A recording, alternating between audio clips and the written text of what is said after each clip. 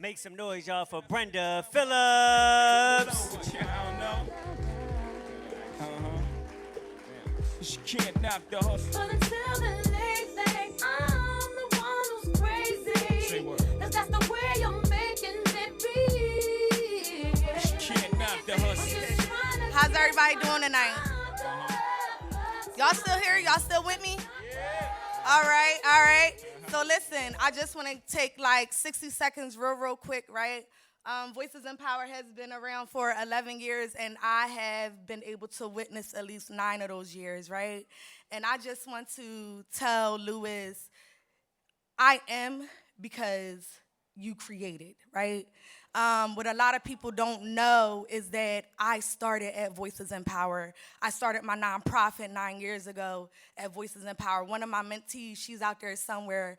I speak in schools. I develop curriculum. I could not perform without crying. So I just want to thank Lewis. I just want to thank you for creating such a beautiful platform to where as though where artists could call home. You know, you have made such an impact on so many different people, and it's so hard to stay committed to something and consistent. You have been committed and consistent on this journey, and for that, I thank you. I thank you because staying committed to something isn't easy, and you impacted me and has allowed me to impact so many other people. So I just want to thank you. Thank you very much. I love you. There's supposed to be somebody walking up currently right now, I don't know where she at, to give you some flowers because I believe in giving people their flowers. I believe in giving people their flowers, and I love you. I'm getting emotional. I love you because giving me this platform has really changed my life. And I am walking in my calling because you created this platform. So thank you.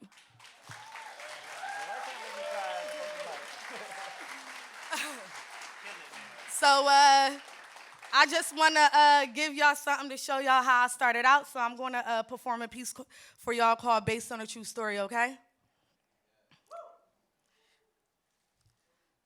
I could have been a product of my environment, but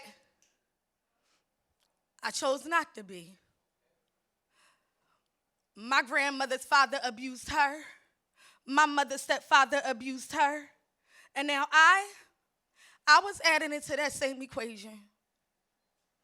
My father beat me. I was literally the black sheep when it came to me and my 7 siblings. And while on their birth certificates read father's first and last name, on my birth certificate that space is blank. I buried my mother's last name. My brothers and sisters were a couple shades lighter than me. Me, myself, I was a chocolate baby. But my skin was not the right tint of brown, so my daddy didn't claim me. So I fell victim to the lash of my father's open and closed hands, and while I was subjected to his abuse, my mother was always in the bathroom, number her abuse through self-inflicted abuse, so I knew it was nothing that she could do to help save me because she was still searching for her own saving. The man that was my first impression of a king, he beat me as if I was some type of peasant, as if my skin was too dark to still be daddy's little princess. And the woman that was my first impression of a queen, she was a crack fiend who didn't hope and never dreamed, couldn't find beauty in any of her pain, always worried but never prayed, and didn't seek faith in her darkest days. I know she had every intention of being an amazing mother, but unfortunately, she let her past eat away at her. She never forgave her stepfather for penetrating her, impregnating her while she was 13, becoming the mother to her firstborn stepbrother prematurely. I could have been a product of my environment, but I chose not to be. I come from nothing. With 45 bodies share one mattress and a box spring. Some nights it's just you, the floor, and a blanket. Where the kitchen stove is a house's source of heat. On a good night, it was a heater lit with gasoline. Where oodles and noodles was a dinner you wish you had. When we had to resort to creating a condiment sandwich like mayonnaise and 2 slices of bread. Where roaches and rats was something we were used to. But they had birds, bats, and on some occasions squirrels. That's something most would consider unusual. Where electricity and water would be turned off for days. And we had to go to our next door neighbor's house to fill up jugs of water just so we can bathe. But let me not complain and count my blessings, because I could have ended up like that girl that parted her legs for every other erection in search of mutual affection because of her father's rejection, who couldn't face a reflection due to the neglect she accepted. Because for her, an open and closed fist defined she was protected. Unfortunately, she let her past become her master, and she was a slave. Cocaine gave her the illusion that she had escaped.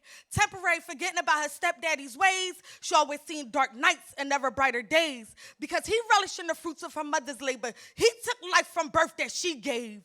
And she was just a little girl searching for her mother. All she ever wanted was to be saved. So I count my blessings. Because I could have been a product of my environment, but I chose not to be.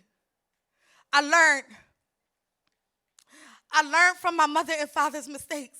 They taught me that they were everything that I didn't want to be, so I have no excuse. I give credit where credit is due, and every chance that I get, I tell them thank you.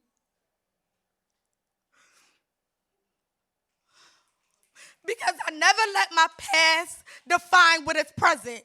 But I promise you there were times that I questioned my own presence. Nothing about my path has been perfect, but little did I know I held so much purpose, and I've had to go through hell and back again just for this to be the surface, then perfect.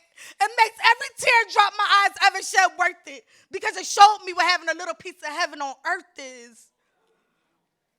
My pain brought me my purpose. My pain brought me my purpose. I realized that my trials and tribulations have been nothing but the devil's gifts to me. But my testimony is God's way of telling the devil, I hope you kept those receipts. Because no matter what you give her, no matter what you throw her way, she belongs to me. And I'ma always make sure she comes out standing. So here I am, standing.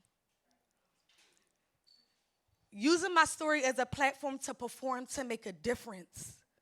And if you was listening, I pray that through this poem, hope was gifted. Because I could have been a product of my environment, but that's not what God has for me. Thank you.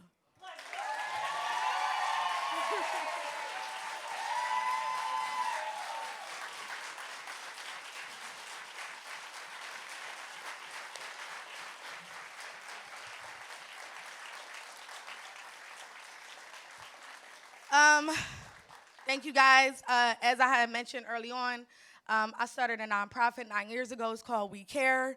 It's to provide educational and recreational activities for youth. I develop curriculums and programs for social and emotional learning, trauma-informed care for school age to college students. I have been very, very fortunate to be in all types of school systems, in colleges, and speak. And I call myself a hope dealer, right? Offer hope. And I also started a clothing line called Be Inspired. You can find me in the back, wait to the end or whatever. Come get your merch, if you guys can support me. And you can follow me. I follow everybody back. I ain't Hollywood. I will follow everybody back. I hate people that's Hollywood. I follow everybody back. But if you follow me, take out your phone and you follow me, it's the @, and it's MSWECARE, Miss We Care. And I follow everybody back. Thank you, guys. Yeah. They try to put me in the box.